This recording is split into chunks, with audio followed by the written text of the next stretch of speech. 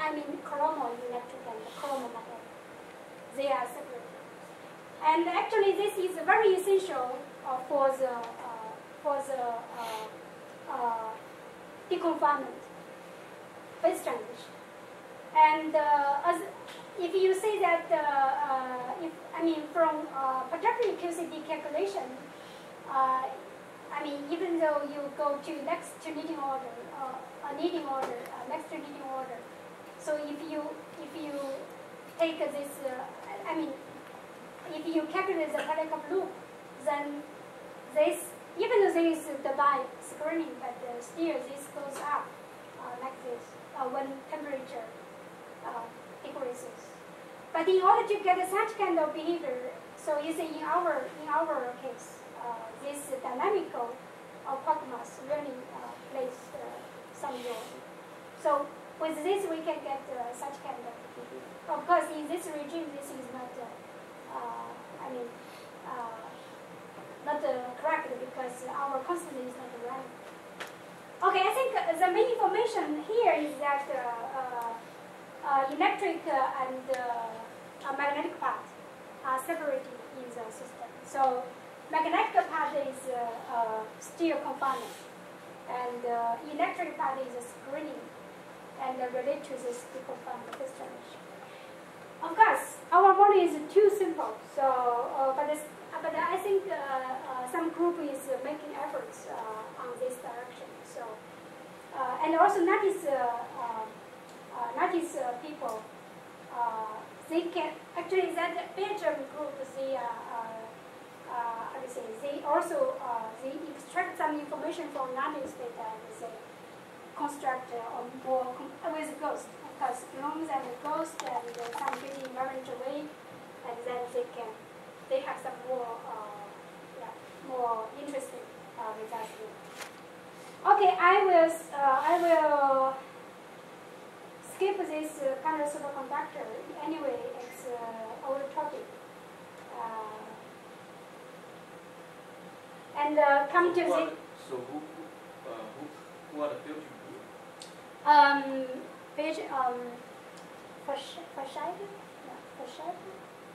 In Belgium.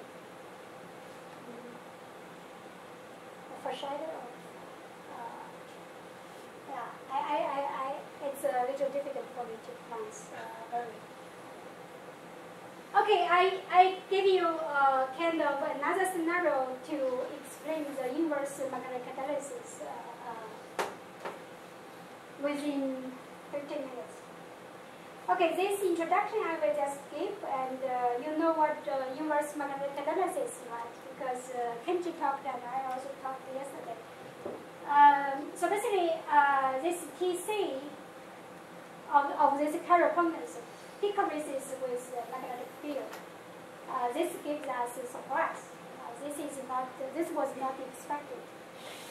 So we have to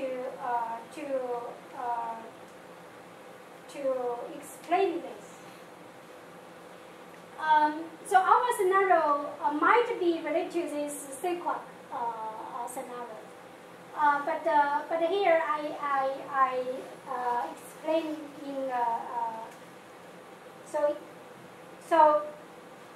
this actually, I think the magnetic field, this topic is very interesting now because this also related to the topological vacuum of QCT, and I think this part might be very fundamental and also very interesting. But of course, this is not that easy to handle. This problem. So of course, you know, QCT vacuum has a non-trivial topological structure characterized by the Chern-Simons number, right? And in the vacuum, there is instant. So there is kind of instant structure, okay. So this actually okay. So instant transition happens in the vacuum tunnel, right? And this spheron transition happens on the barrier. Right? And if in the vacuum, this is dominant. But at the final temperature, the spectrum transition is dominant. And actually, this spectrum transitions will give you a kind of chiral imbalance. This Kenji also explained that this because of this structure, so this spectrum transitions will give you a kind of chirality imbalance. So this is basically the right-handed and the left-handed number are different. Okay. So this, of course, this is an essential point for the chiromagnetic effect. And because of this spectrum transition, this gives you such kind of chiromagnetic effect. I will not explain very carefully because this itself is not, it's not related to inverse magnetic catalysis. But this is essential for our point. But okay, just one point that if you have such spectrum transitions, then this spectrum transition process will give you imbalanced chirality. So basically, right-handed and left-handed parts. So they can, have a different chirality. So of course, in this case, you can introduce such kind of virtual mu phi. So this indicates the imbalance of the right-handed and left-handed part. And so basically, this is the number density for right-handed part. The difference between right-handed part and left-handed part. Okay, so you say that actually this is not from Hazib and their papers that you can say explicitly that from this paper that if you have this mu phi, so this mu phi means chirality imbalance, right? So if you have this mu phi, this will naturally destroy this chiral composite because basically, in the extreme limit that, for example, if you only have in one domain, if you only have right-handed quark, there is no left-handed quark. So this is, basically you cannot get this chiral composite. Okay, so this is kind of natural that if you have chirality imbalance, so of course this will destroy your chiral composite. But of course, you need to get some kind of calculation to show this. It's really the case. So of course, we don't at the moment we don't have we don't it's kind of still argue in some sense. About this mu phi. So this mu phi at the moment we cannot really calculate, but we can extract from some result that. So this mu phi vector we can extract from this, from if you have a kind of a gas of left-hand, chiralated, this left-handed and right-handed quark, this kind of system. So you can extract this mu phi. And this actually for this spectrum transition rate. One can calculate from for perturbative case, one can calculate this without magnetic field. This is proportional to T squared, T force. And but with magnetic field, there is no such kind of calculation yet. We are now doing this with magnetic field. But for this paper, we just extract from such kind of ADS-LT result. So this spectrum transition rate is proportional to this EB times T squared. And what the essential, why I say this picture is similar to this sequoia picture because this EB comes from this quark, really comes from this quark.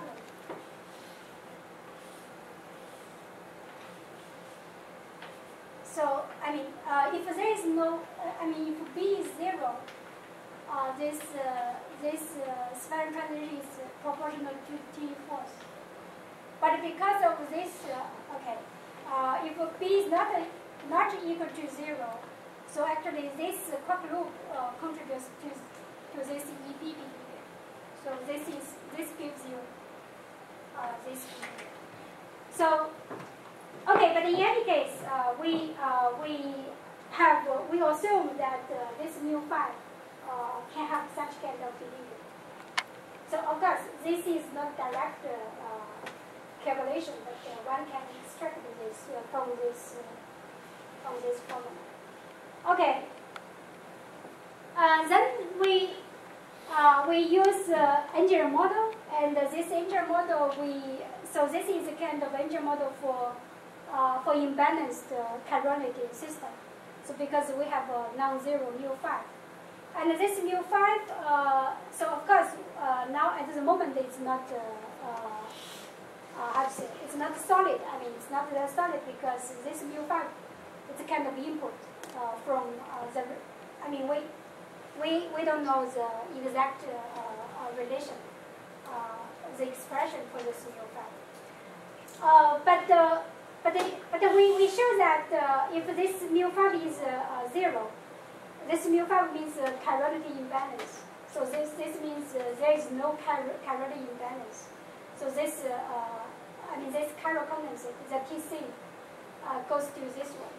So this is magnetic catalysis, the same as zero temperature. And if mu5 is small, not very large, this also goes this way. But if this mu5 behaves as this increases with EB, with magnetic field, so this gives you this kind of inverse magnetic catalysis behavior. And this is qualitatively in agreement with this picture. So, but I think, eventually, as I said, that so we are now checking seriously that this picture with gluons, with this quark loop here. So I think after we get this kind of a solid expression, then we can do this calculation here. But I think the quantitative picture will remain because this EB, this is obviously this EB dependence comes from this loop. Okay. So, but of course I don't know. It seems our picture is. Kenji has shown some lattice result, but that is for mu5. You mean his pi compensation? No, for the lattice computation of the condensate. And look at the effect on the magnetic field. You mean? And he shows that there's an inverse. You mean this one? Yeah. There is no mu5. Right. So, but I see the inverse magnetic catalysis at high T. Yeah. So that's different from what you found. It's we found the same thing, right? Because phantom transition happens at high T. So I think our picture, the scenario should be reasonable. But of course, we are now doing a more serious calculation on this picture. But I think eventually should be the same as this picture. This Brockman, this lattice group, this picture. Yeah. But of course, for Kenji's picture, maybe also correct, but not so directly related to this quark loop. This is what I am still positive. So, this makes sense, right? If you at high temperature, I mean around the TC, of course you have quarks and gluons degrees of freedom. And quark loop, I mean, of course, only night quark loop is essential for this gluon polarization. Of course, heavy quark will not, I mean, of course they can contribute, but the contribution is not that much, so can be neglected. So basically, this is the essential contribution for this one. And many from the night quark. But the main puzzle for me that, okay, the neutral pion lobe from Kenji's experiment might be also reasonable, but I don't know how to relate this picture with this picture. But our picture eventually may be the same as this picture. So we are going to check this very carefully, but maybe next year I can give you more detail, maybe more explanation on this. Okay, of course. I mean, if you have this, you can have such kind of three-dimension phase diagram for around the T, mu, and also strong magnetic field. Okay, this I will not talk about. And yeah, I think I can finish. Right. Okay, so basically, I think the interior model, well, it's simple, but if you have some good ideas, you can try with this model. I mean, anyway, I think this interior model is good for quark metric, for flavor symmetry. And but for gluon part, I think this part is still missing. I mean, we really need a gluon dynamic model, a dynamic model for gluon physics. At the moment, we don't have, I think. So, of course, with the interior model, we can get almost, I would say, all the phase diagram. I mean, everything in a sense. I mean, you can get it from interior model. So it's kind of based on interior model. So if you have a good idea, just try with interior model. I think we will appreciate your idea. And of course, I mean, this is not the full story yet. I mean, because the real world is always very complicated. So for example, I mean, in interior model, we have only scanners and, I mean, we have only sigma and pines, for example. Or maybe, yeah, maybe a pine, or maybe kaon. And, yeah, but in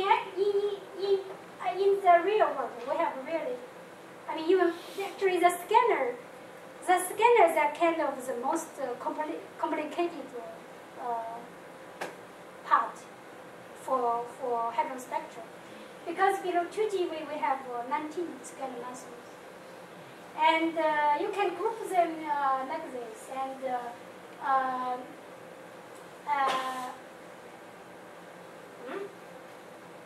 okay, but anyway, this is not what I want to. Okay, so that you can I mean, this is kind of scenario that the lightest scanners are not QQ bar, but the tetraquark. So this is a kind of scenario.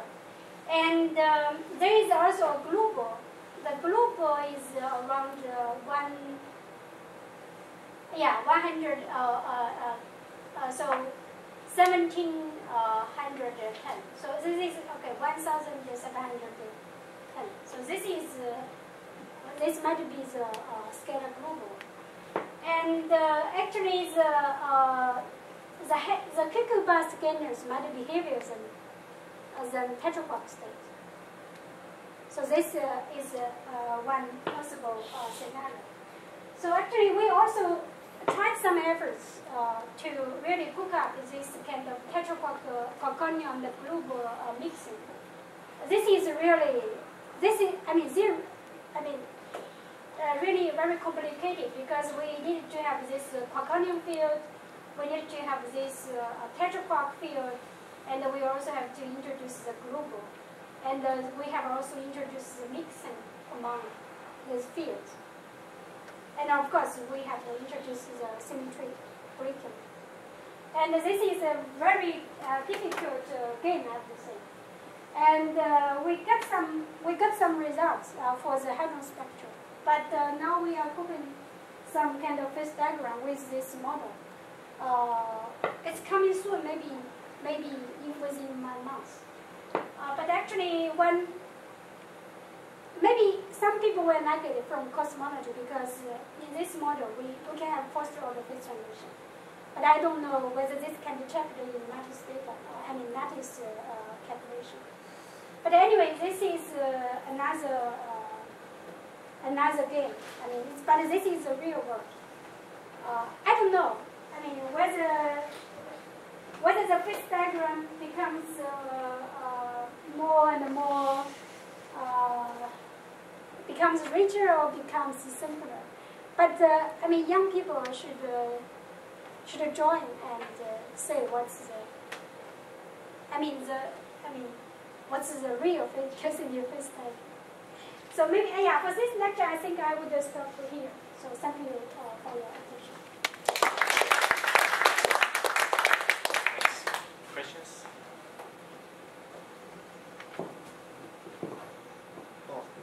Yes. NGL model, I think G can be depends on the flavor. So I think G can be depends on some G for the UD clock, and the G can be different for the storage clock.